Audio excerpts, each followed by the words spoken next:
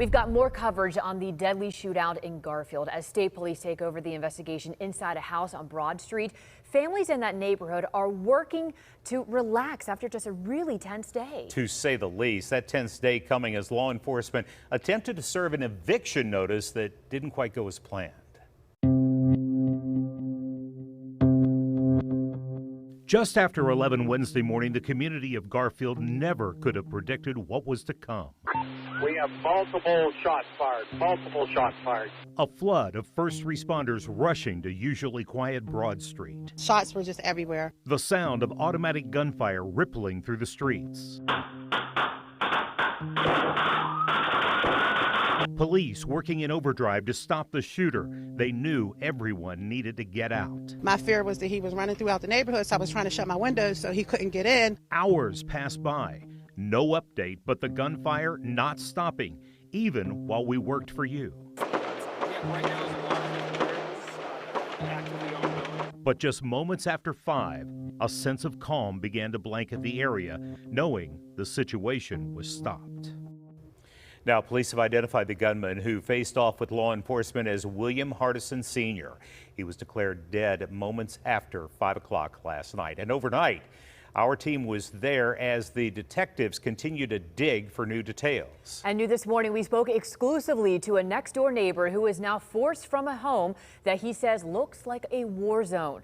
Chris DeRose joins us live near that house where the investigation is now entering day 2. Chris, good morning.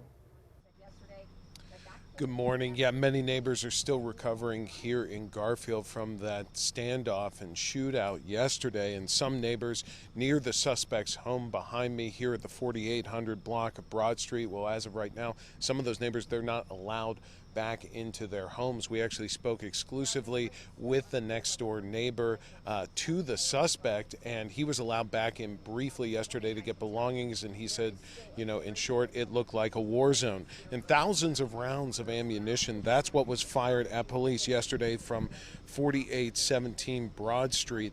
And Martin Nichols, who lives next door, he says that his neighbor, the alleged shooter, William Hardison, was a menace who was squatting on the property and terrible to his neighbors. And Nichols is left picking up the pieces. He went back to the home briefly to pick up some belongings yesterday before police closed his home as part of the investigation. And here's what he had to say.